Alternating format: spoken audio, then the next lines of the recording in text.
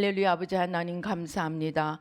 저희들 이 시간 눈을 열어주시고 귀를 열어주시고 아버지 하나님 주여, 하나님이 우리에게 말씀하시고자 하는 그 음성을 들을 수 있도록 도와주시옵소서. 모든 혼미케 하는 세력들, 아버지 하나님을 가리는 무지의 커튼들 다 찢어주시고 태워주시고 제하여 주시고, 주의 말씀이 생명이 되고 영이고 생명이 되어 우리 심령에 녹아져 아버지 30배 60배 100배의 열매를 맺으며 아버지 하나님 주님 앞에 영광 돌릴 수 있도록 주님 도와주시옵소서. 모든 악한 원수 마귀와 혼미케 하는 세력들 십자가로 도말하여 주시옵소서. 부족한 종은 십자가 뒤에 가려 주시고 주의 보좌로 성령으로 천군 천사로 아버지 영광으로 승리로 만복으로 함께하여 주시옵소서. 예수님의 이름으로 기도드리옵나이다. 아멘. 우리 오늘 창세기 3장 이 말씀을 통해서 우리가 어떻게 우리의 마음을 지키는가 하는 것을 한번 살펴보시겠습니다. 잠언 4장 23절에 보면, 우리가 며칠 전에 큐티했죠. 모든 지킬 만한 것 중에 더욱 내 마음을 지키라. 생명의 근원이 이에서 남이니라. 지금 하나님이 내가 너희 마음 다 지켜줄게, 너희는 걱정하지 않아도 돼, 그렇게 말씀하십니까? 아닙니다. 모든 지킬 만한 것 중에 더욱 내 마음을 지키라. 누가 지켜야 됩니까? 우리 마음은 누가 지킵니까? 우리가 지켜야 되는 거예요. 우리 마음을 사단이 지켜줍니까? 생선을 누구한테 맡겨놓는 격이 된다고요? 우리 마음은 누가 지켜야 됩니까? 하나님이 지켜주십니까? 아닙니다. 하나님은 오히려 네가 마음에 나를 모시느냐 저 원수를 모시느냐 시험 치시는 분입니다. 시험 치시는 분.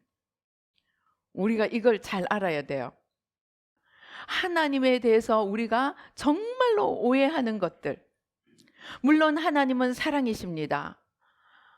성경에 있죠. 하나님은 모든 사람이 구원을 얻기 원하십니다. 그죠? 하나님은 이 지구상에 있는 역사 이래로 이전과 이후와 현재와 미래의 모든 사람이 구원을 얻고 천국 가기를 원하십니다. 그런데 그 하나님이 너희 모두는 다 오라, 내가 다 넣어줄게 하지 않으셨습니다. 나는 너희 모든 사람이 구원을 얻기를 원하는데 그런데 지금부터 내가 시험을 칠 테니 모든 사람은 다 시험에 합격하기를 원하노라. 하나님은 천국 문을 활짝 열어놓으셨습니다. 그리고 누구든지 들어올 수 있게 해놓으셨습니다. 그런데 그 천국 문 앞에 시험대를 놓아두셨다는 것입니다. 이 시험은 누가 치르는 것입니까? 우리가 치르는 것입니다. 하나님은 어떤 분이시라고요? 예수님을 보내서 우리가 이 시험을 잘 칠 수 있도록 도와주시는 분입니다. 그러나 하나님은 우리를 대신해서 시험을 쳐주시지는 않는다는 것입니다. 아마 제가 단톡에 올려놓은 거 여러분들 보셨겠지만은, 하나님이 인간을 만드신 이유가, 여러분 이거 이해하셔야 됩니다. 우리 인간 외에 모든 다른 피조물은 누구를 위해 만들어졌어요? 인간을, 우리를 위해 만들어진 거예요. 우리 하나님의 모양과 형상을 따라 지음받은 우리 인간 외에는 다른 모든 피조물은 인간을 위해 하나님이 지으신 것입니다. 그리고 하나님은 자기의 모양과 형상을 따라 우리 인간을 지으시고 모든 것을 다 만드시고 그 다음에 모든 필요한 것들을 다 제공하십니다. 왜 하나님이 인간을 만드셨을까요? 우리가 이 속성을 알아야 됩니다. 하나님은 무엇입니까? 예수님이 내가 길이요 진리요 뭐라 그랬어요? 생명이니 그랬습니다. 생명은 무엇입니까? 생명의 가장 큰 속성이 뭔지 아세요? 생명의 가장 큰 속성은 리프로덕트예요. 자꾸 만들어내는 거예요. 그래서 여자가 결혼하면 아기를 낳고 싶고, 또 공장을 지은 사람은 뭐예요? 자꾸 키워가고 싶은 거예요. 자꾸 키워가고 확장해가고 불려가고, 다 같은 말이죠. 그죠? 이것이 무슨 속성, 무엇의 속성이냐? 생명의 속성이라는 겁니다. 제가 몇 번 말씀드렸지만 제가 어느 날 생명이신 하나님을 좀 보고 싶습니다. 그리고 기다렸어요. 생명이신 하나님은 어떤 모습일까? 그렇게 기다렸는데 공 같은 것이 나타났어요. 공. 그런데 그 공은 완전히 에너지 그 자체인 거예요. 에너지 그 자체. 그냥 에너지는 뭐예요? 막 터져 나오죠. 터져 나오는 에너지 덩어리. 만약에 우리가 에너지 덩어리 P를 약을 하나 지금 먹는다면 어떻게 되겠습니까? 힘이 넘쳐나서 아마 이 자리에 예배드리기조차 어려울지도 모릅니다. 생명이신 하나님은 한마디로 에너지 그 자체이고, 에너지는 자꾸 확산되면서 일을 만들어 가려는 경향이 있다는 것입니다. 그래서 생명이신 하나님은 자꾸 확산하고 싶은 거예요. 그래서 어떻게 확산하셨느냐? 자기랑 똑같은 사람을, 하나님의 형상을 닮은 사람을 만들어서 이 지구상에 놓아두시고, 창세기 1장 26절에서 28절에 보면 뭐라 그래요? 너희는 생육하고 그 다음에 어떻게 하라고요? 번성하라. 그게 생명의 본성이기 때문입니다. 생명이신 하나님을 따라 그 모양과 형상대로 지음을 받은 우리도 어떤 속성을 가지고 태어난 거예요? 생육하고 번성하고 싶은 속성을 가지고 태어납니다. 그래서 이 생명이신 하나님이 자기를 닮은 인간을 자꾸 만들고 싶은 거예요. 그래서 자꾸 만들어 내시는 거예요. 그리고 그 인간을, 성경에 보니까 지으신 인간을 보니까 다른 피조물도 또 만들어 놓고, 성경에 하시는 창세기 1장에 뭐라 그래요? 보시기에 좋았더라. 하늘을 만들어 놓고도 땅을 만들어 놓고 해를 만들고 달을 만들고 심지어 식물, 동물 모든 것을 만들 때마다 성경에 뭐라 되어 있어요? 하나님이 보시기에 좋았더라. 그런데 자기 모양과 형상을 닮은 인간을 만들어 놓고 얼마나 보시기에 좋으셨을까요? 그죠? 그냥 쳐다만 봐도 이쁜 거예요. 귀여운 내 새끼. 그래가지고 하나님이 이 인간을 위해서 모든 것을 다 지으시고, 그리고 인간을 만드시고, 그 다음에 그것도 모자라서 너희가 이 동산에 있는 모든 실과는 마음껏 다 먹을 수 있다. 하나님이 우리의 모든 필요를 다 공급하셨습니다. 정말 하나님이 우리에게 부어주시지 않은 것이 없습니다. 그런데 딱 하나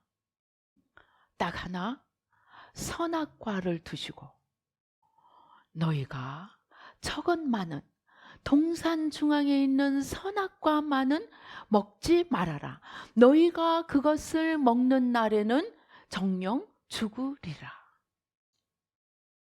왜 하나님이 그렇게 만들어 놓으셨을까요? 선악과를 왜 두셨을까요? 하나님이 인간에게 자기의 모든 속성을 부어주시고 생육하고 번성할 수 있게 하시고 모든 최고의 환경을 다 조성해 주셨습니다. 너희 이제 나와 똑같아. 너희 마음껏 살 수 있어. 그런데 나와 너희의 다른 점이 하나는 있어야 하지 않겠니? 나는 창조주야. 너희는 피조물이야. 너희는 창조주가 될 수는 없어. 너희가 하나님은 될 수가 없어. 창조주의 딴 말이 하나님입니다. 너희가 하나님은 될 수 없어. 너희가 하나님이 아니라는 그것을 너희가 항상 깨닫기 위해서 내가 한 가지 조건을 준다. 그렇게 해서 한 가지 금지를 하신 거예요. 그 금지 이유는 너희는 하나님이 될 수는 없어. 너희와 나와는 같지 않아. 내가 아무리 너희를 내 모습을 따라 내 형상을 따라 만들었다고 할지라도 너희는 내가 될 수는 없어. 즉 하나님이 될 수는 없다는 것입니다. 그런데 바로 이 하나님의 마음을 누가 본 거예요? 사탄이 본 거예요. 그리고 바로 그 계명, 너희가 다른 것은 내가 다 허락하지만 너희가 하나님이 될 수는 없어. 바로 그 금지사항 하나를 가지고 갑니다. 달랑달랑 하와에게로 뛰어갑니다. 그리고 야 하와 너 하나님이 저 동산 중앙에 있는 저 열매, 모든 나무의 열매 먹지 말라고 했지? 그러니까 하와가 아니, 다른 건 다 먹어도 된대. 근데 저 동산 중앙에 있는 저 선악과만 먹지 말래.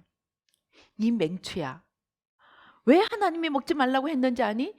네가 저것을 먹으면 하나님처럼 되기 때문이야. 사탄은 하나님이 인간에게 제일 원하신 한 가지 조건, 너희는 절대 하나님이 될 수는 없어. 그 한 가지 조건을 뒤집어 가지고 그것을 최고의 유혹으로, 최고의 시험으로, 바로 인간은 절대 창조주가 될 수 없는 바로 그 하나님의 한 가지 금지사항을 가지고 우리를 유혹하고 시험해서 마침내 하와를 쓰러뜨린 것입니다. 그런데 그 선악과를 먹고 인간 마음속에는 하나님처럼 되고 싶은 가장 하지 말아야 할 것, 인간이 다른 모든 것은 다 허락되어 있는데 한 가지 하지 말아야 될 것, 바로 내가 하나님처럼 되고자 하는 그 마음이 우리 마음속에 심어져 버렸습니다. 우리 마음속에. 그래서 그때부터 인간은 이 하나님처럼 되고자 하는 마음에서 온갖 죄를 만들어내는 것입니다. 맨 먼저 한 일이 무엇입니까? 7절에 보면 이에 그들의 눈이 밝아져 자기들이 벗은 줄을 알고 무화과 나무 잎을 엮어 치마로 삼았더라. 맨 먼저 한 일이, 자기들이 하나님의 영광에서 떠나니까 왜 자기들이 벗은 것을 알 수 있게 됐습니까?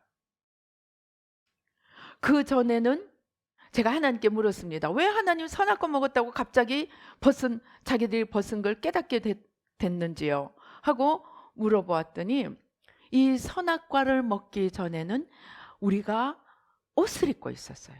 무슨 옷을 입고 있었느냐? 하나님의 영광으로 옷을 입고 있었어요. 그러니까 어떻게 되는 거예요? 하나님의 영광이 덮고 있기 때문에 인간의 피조물에 부끄러움이 보이지 않았던 것입니다. 그런데 하나님이 하지 말라는 한 가지 유일한 계명을 어기고 나니까 죄인들에게 하나님의 영광이 함께 할 수 없어서 하나님의 영광이 떠나버립니다. 그러고 나니까 어때요?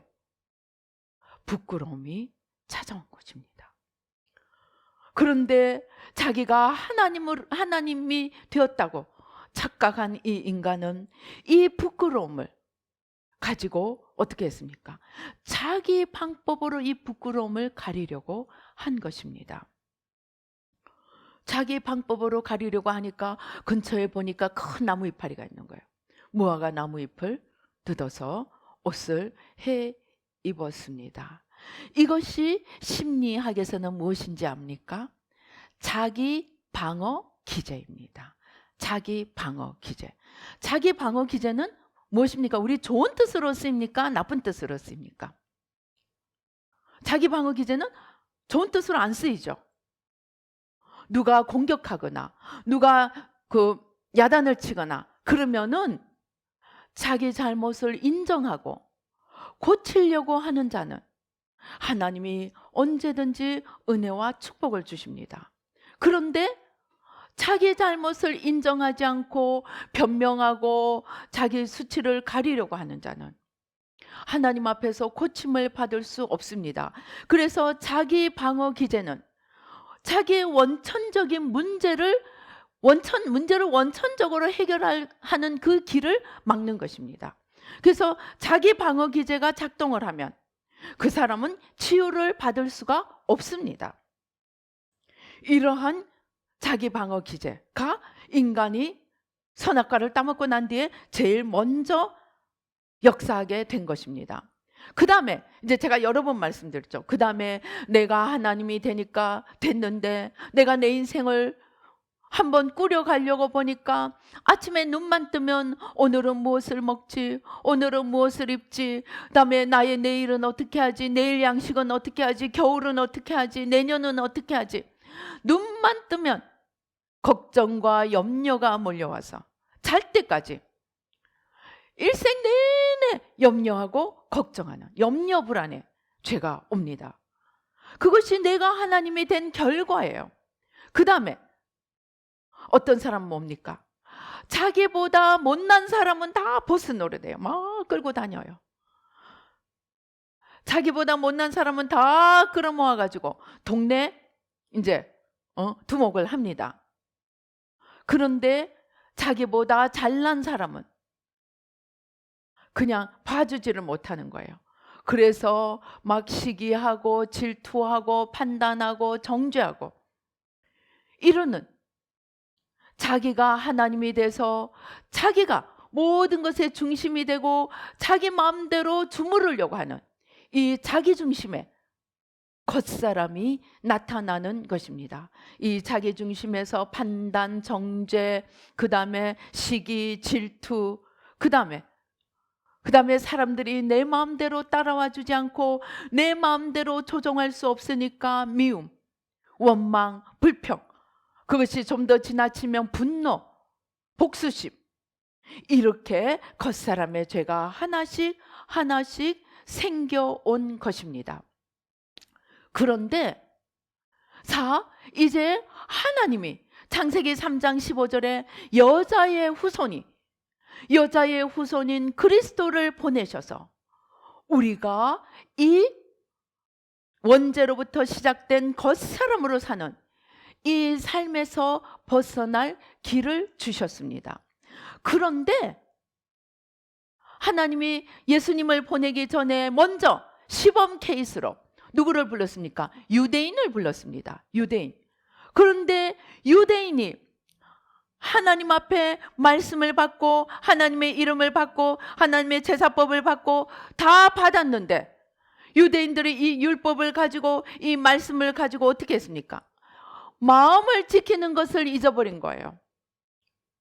마음은 쏙 빼놓고 뭐만 한 겁니까? 모든 율법의 형식과 모든 11조, 안식일, 헌신, 금식, 모든 것은 다 하면서 이 마음은 쏙 빼놓은 거예요. 왜 그러냐? 사단이 우리 마음속에 겉사람으로 들어가 앉아 있는데 이 사단을 쫓아내고 주님을 이 마음속에 다시 주인으로 모셔드려야 되는데 이 일이 여러분 해보니까 어때요? 마음을 바꾸는 일이 쉬워요? 어려워요? 세상에서 제일 어려운 일이 마음을 바꾸는 일입니다. 습관을 바꾸는 것도 좀 노력하면 할 수 있어요. 그런데 마음을 바꾸는 것은 잠깐이라도 아차 하면 엉뚱한 게 들어오는 거예요. 그러니까 마음을 지키는 것은 첫째 어떻게 해야 됩니까? 늘 깨어 있어야 돼요. 그리고 쉬지 않고 기도하면서 자꾸 주님을 자기 속으로 모셔드려서 틈만 있으면 내 주인이 되어보겠다고 솟아나는 옛사람, 겉사람, 그 배후에 있는 사단, 이 세력을 물리치는 영적 전쟁을 순간순간 해야 한다는 것입니다. 오늘 하와가 자기 마음을 지켜야 된다는 이 중요한 원칙을 모르니까 사탄이 와서 자기 마음을 살살 두들기면서 너 저거 먹으면 하나님처럼 돼. 너 정말 하나님, 멋있는 하나님처럼 될 거야. 그러니까 마음을 지키지 않으니까 홀라당 이 마음을 누구에게 빼앗겨 버린 거예요. 사단에게 빼앗겨 버린 거예요. 우리의 마음은 지금 누구에게 빼앗겨 있는 상태입니까? 사단에게 빼앗겨 있는 상태예요. 그래서 사단은 어떻게 합니까? 우리를 끌고 다니면서 세상, 두 가지입니다. 두 가지. 나와 세상. 네가 하나님처럼 될 것과 온 세상이 네 것이 되리라. 온 세상이 네 마음대로 되리라. 온 세상 사람들이 너를 우러러버리라. 온 세상 사람들이 너를 존경하리라. 나와 세상 이 두 가지 가지고 우리를 끌고 갑니다. 평생 끌고 갑니다. 내가 저 멋있는 차를 가지면 아마 모든 남자들이 나를 우러러볼 거야. 모든 여자들이 나하고 데이트할 거야. 끊임없이 세상을 향해서 마음이 달려가는 것은 우리의 마음이 사탄에게 빼앗겨 있어서 사탄이 우리의 마음과 나와 세상을 가지고 계속 끌고 가는 것입니다. 우리 마음은 이미 사탄에게 빼앗겨 있는 겉사람의 상태라는 것입니다. 오늘 이 뱀이 와서 한 것은 한 가지입니다. 마음을 도둑질해 간 거예요. 마음을. 그래서 우리가 이제 예수님을 알고 난 뒤에 우리가 해야 할 일은 이 마음을 다시 하나님께로, 예수님께로 찾아와야 한다는 것입니다. 제가 이 중요한 원칙을 알고 마음에 예수님을 모시려고 생각하니까 방금 모신 것 같은데 조금 있으면 또 없어지는 거예요. 또 조금 있으면 환경을 쳐다보고 있는 거예요. 문제를 쳐다보고 있는 거예요. 그러면 환경을 쳐다보고 문제를 쳐다보면 뭐가 올까요?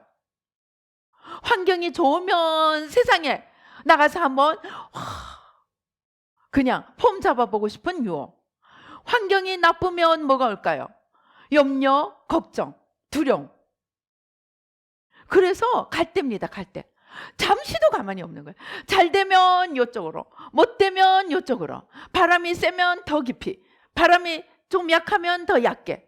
이렇게 왔다 갔다 하는 것입니다. 그러니까 이 겉사람이 왜? 사탄한테 마음이 빼앗겨 있는 거예요. 그러니까 그 사탄이 나와 세상을 가지고 지 마음대로 흔들면서 끌고 다닙니다. 이 빼앗긴 마음을 우리는 다시 주님께로 되돌려서 드려야 하는, 바로 마음을 지키고 마음을 다시 찾아서 주님께로, 원수의 손, 사탄의 손에서 찾아서 주님께로 돌려드려야 하는 것은 우리의 몫이라는 것입니다. 그래서 예수님이 무릇 지킬 것보다 너희 마음을 지키라 그랬고, 그래서 예수님이 깨어있으라 그랬고, 그래서 바울이 쉬지 말고 기도하라 그런 거예요. 잠깐 틈만 생겨도 온갖 세상 유혹이, 세상 시험이, 염려, 불안이, 걱정이 찾아온다는 것입니다. 그래서 마음을 지키는 것은 대단히 어렵습니다. 우리의 힘으로는 지킬 능력도 없습니다. 그래서 우리는 쉬지 말고 기도하면서 예수님을 부르고 예수기도, 쉬지 말고 기도하라를 어떻게 하는가 연구하다가 생겨난 게 예수기도라고 하죠. 주 예수여 나를 불쌍히 여기소서. 주님, 그 예수기도를 제일 짧게 하는 게 그냥 주님이에요. 주님. 제가 지난번에 해드렸나요? 그 펜사콜라라는 곳에 1996년에 95년인가? 1995년 6월에 펜사콜라에서 부흥의 불길이 일어났습니다. 그것은 회개의 불길입니다.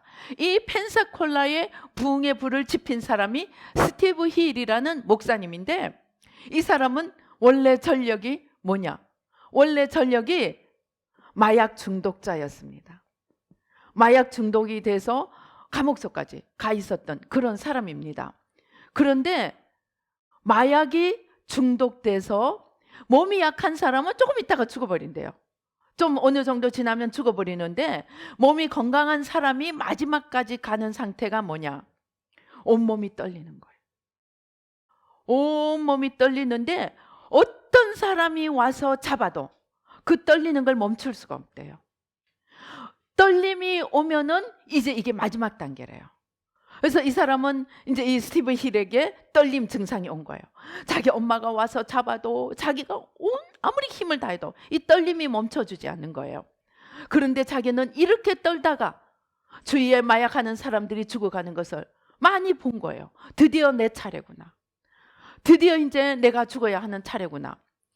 그렇게 속수무책으로 떨고 있는데 어떤 사람이 찾아온 거예요.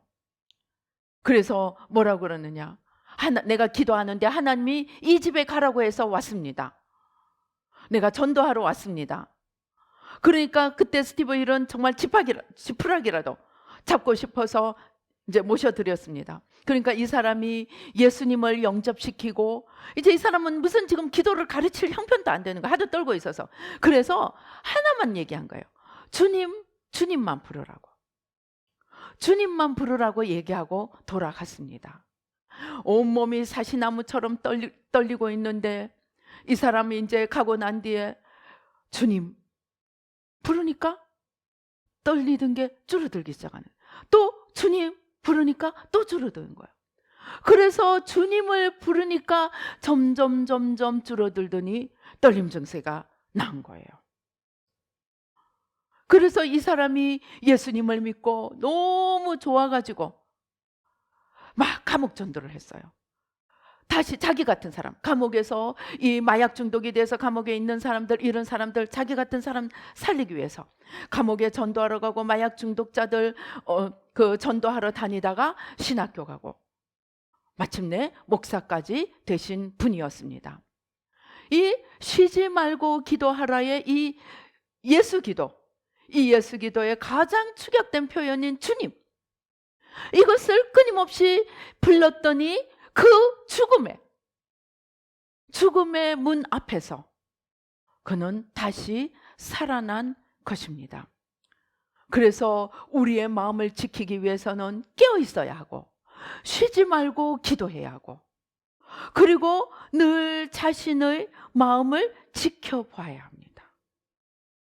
그런데 바리새인들은 어떻게 했습니까? 바리새인들은 안식일이 되면 도시락을 싸들고 다녔대요. 뭐 하러 다닐까요? 안식을 어기는 사람들을 찾으러 다닌 거예요. 그러니까 이 형식, 겉 행동만 그냥 이잡듯이 찾아내려고 하고, 그 하나님이 주신 말씀으로 자기들 내면을 살피는 일을 하지 않았다는 것입니다. 무릇 지킬 것보다 마음을 지키라 그랬는데 마음은 안 지키고 행동만 열심히 하니까 어떻게 된 거예요? 예수님이, 하나님이신 예수님이 나타나도 알아보지도 못한 정도가 아니고 예수님을 죽이고 마는 것입니다. 그래서 우리는 우리의 마음을 지켜야 합니다. 그런데 마음을 그렇게 지키면 되지. 맞아요. 주님 부르고 날마다 깨어 있어서 나를 지키면 되는데 왜 어렵습니까? 못 지키도록 방해하고 돌아다니는 방해꾼이 있다는 것입니다. 시험하는 자가 있다는 것입니다. 시험하는 자가 무엇을 가지고 옵니까? 먹음직하고 보암직하고 탐스러운 것들을 갖고 와서 우리 눈앞에 살랑살랑 흔들어 댑니다. 도저히 저항할 수 없고 거절할 수 없는 유혹을 가지고 흔들어 댑니다. 그래서 우리가 한 번씩 우리나라 신문에 대문짝만하게 나는 게 뭡니까? 억을 삼켜가지고 장관, 차관, 국회의원, 누구들, 시장, 감옥 신세를 지는 사람들이 어떤 사람들입니까? 꿀꺽 하다가 감옥 신세를 진다는 것입니다. 왜 그렇습니까? 거절하기에는 너무 큰 거예요. 거절하기에는 너무 유혹이 되는 거예요. 누가 그러겠습니까? 사탄이. 그러한 온갖 유혹을 가지고 우리에게 달려들어서 목적은 무엇입니까? 우리의 마음을 빼앗아가서, 하나님으로부터 우리의 마음을 빼앗아가서 하나님 앞에 영원한 구원을 못 받고 영원한 생명을 누리지 못하게 하려는 것입니다.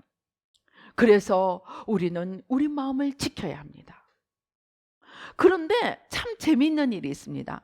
성경에 보면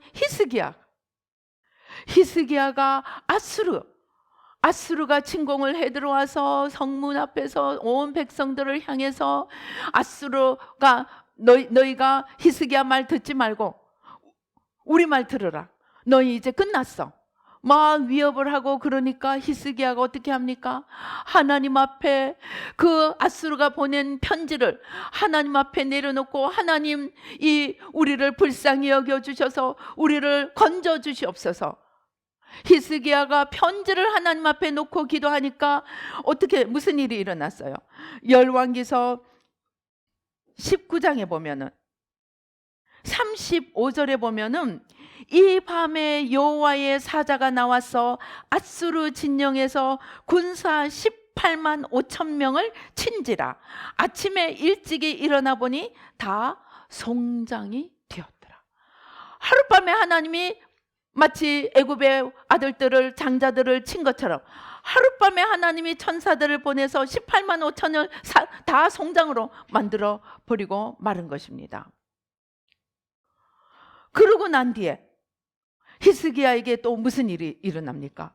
선지자 이사야가 찾아와서 이 큰일을 이제 성공을, 하나님의 그 건져주심을 받았는데 너무너무 마음이 기뻐 있는데, 이사야 선지자가 와서 너는 이제 준비하라. 무슨 준비? 죽을 준비하라.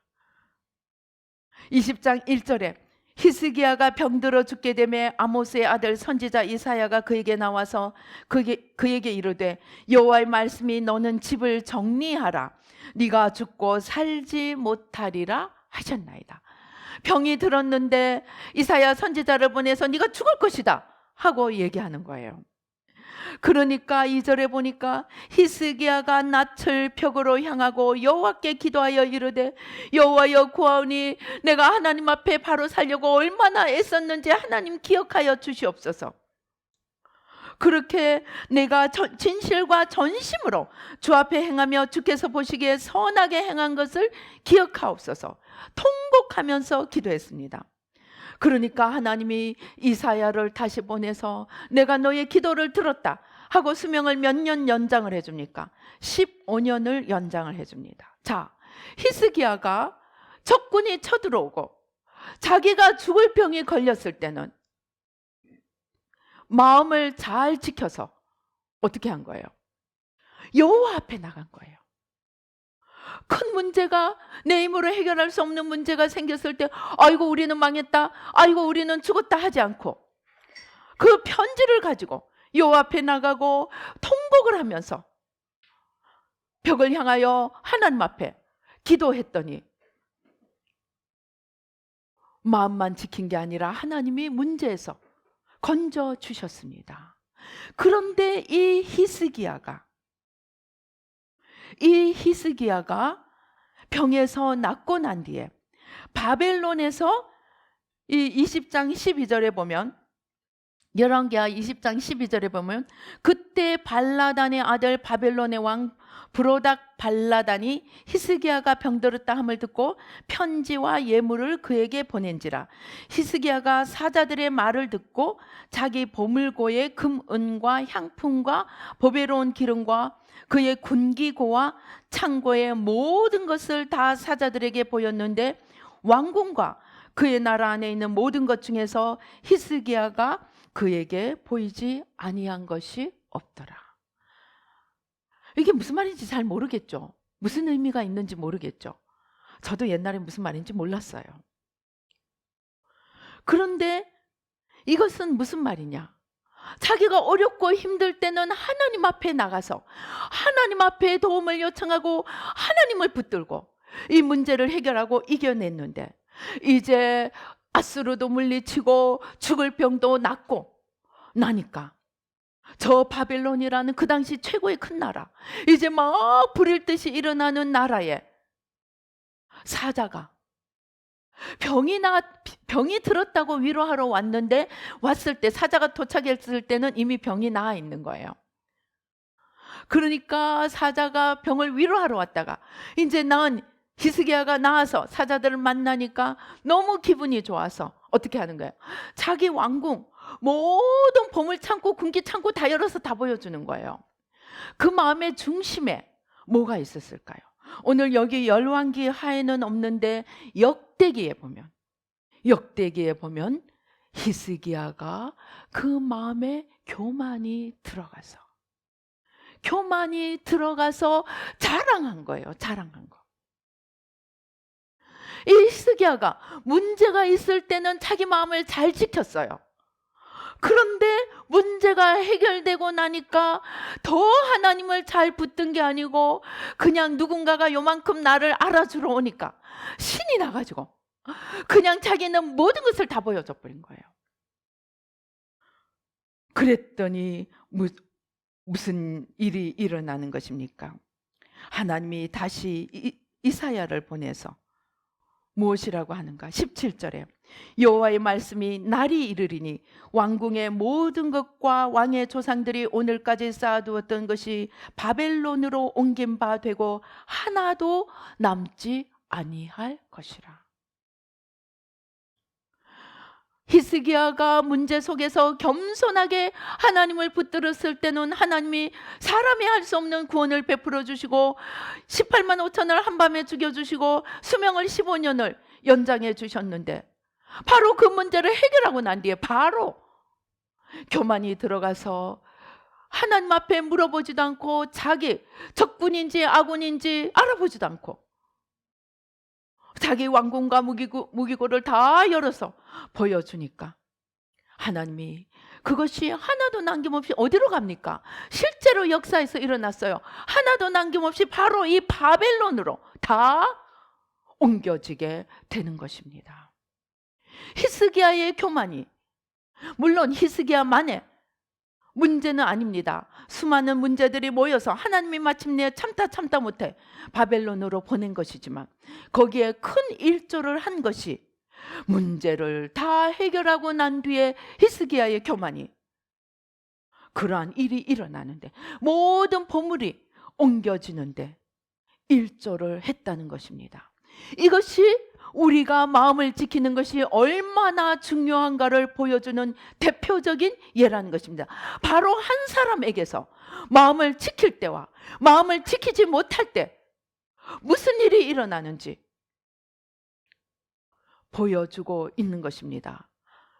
우리가 잘 아는 또 성경 이야기가 있습니다. 사울이, 이스라엘 초대 왕 사울이 처음에 왕이 될 때는 지가 왕이 된다고 하니까 부끄러워서 그냥 행구나무 뒤에 가서 숨어 있었던 그러한 겸손한 사울이 왕이 되고 난 뒤에 얼마 지나지 않아서 제사장만이 드릴 수 있는 제사를 드리고 하나님이 명령하신 것을 하나님보다는 백성들을 더 두려워해서 백성들이 원하는 대로 죽이라 한 것을 살리고,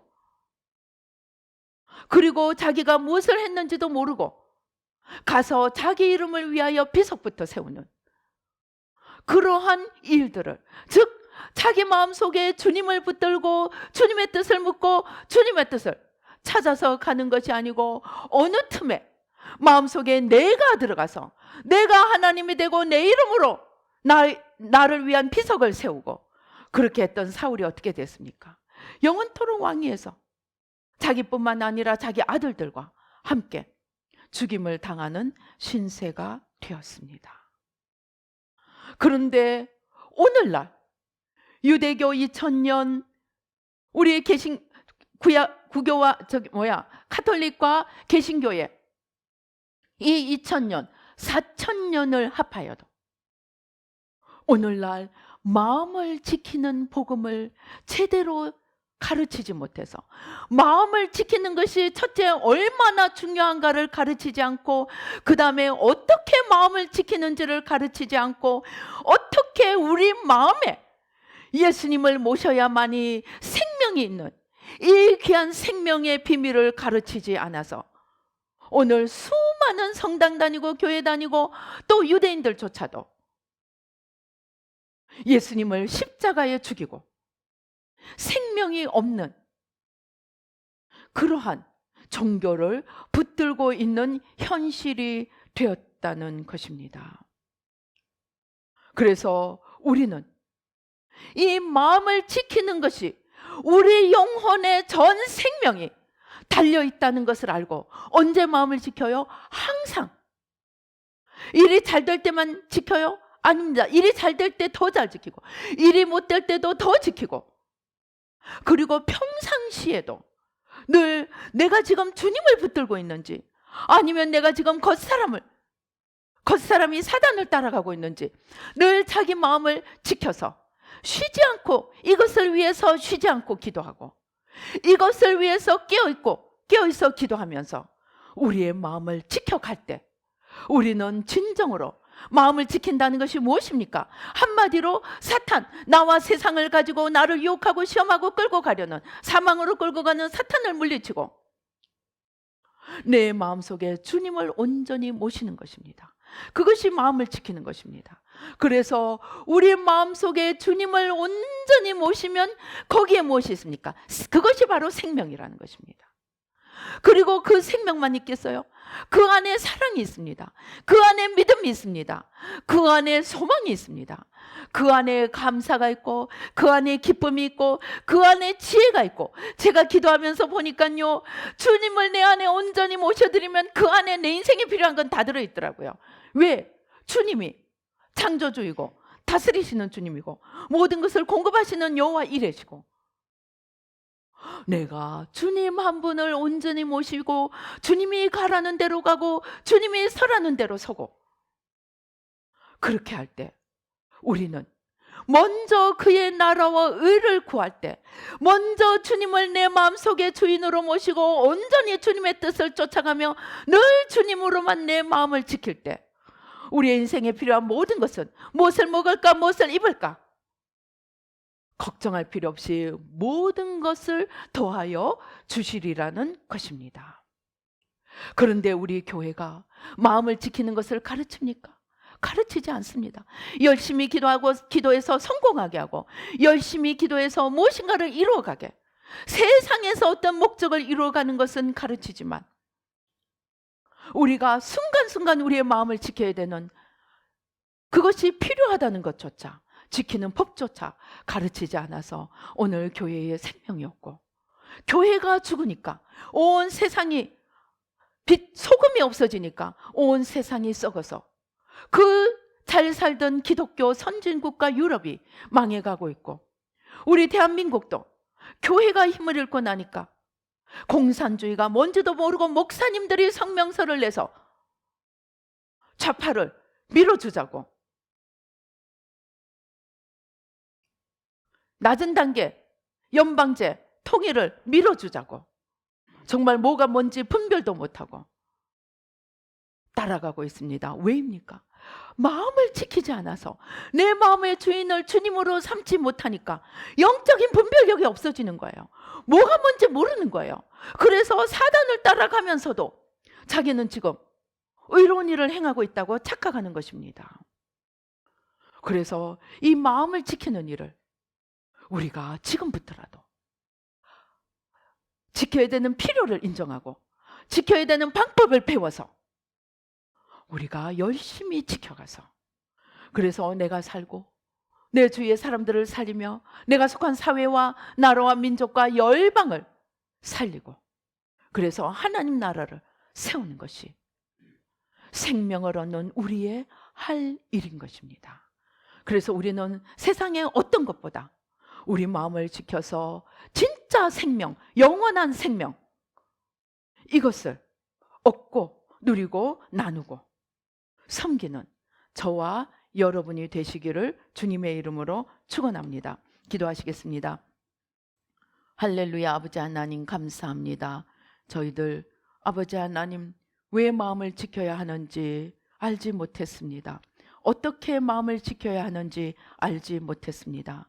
그러나 이제 세상의 어떤 것보다 우리 마음을 지켜서 모든 먼저 우리를 선점하고 우리 마음을 빼앗아가 있던 사탄으로부터 우리 마음을 다시 찾아서 십자가의 능력으로 보혈의 능력으로 하나님의 말씀을 의지하여 진리로 아버지 하나님 모든 거짓으로부터 우리 마음을 다시 찾아서 주님께 우리 마음을 올려드리며 늘 우리 마음속에 주님을 모시고 아버지 생명길을 걸어가는 저희들 모두가 되도록 축복하여 주시옵소서. 역사하여 주시옵소서. 감사하고 예수님의 이름으로 기도드리옵나이다. 아멘.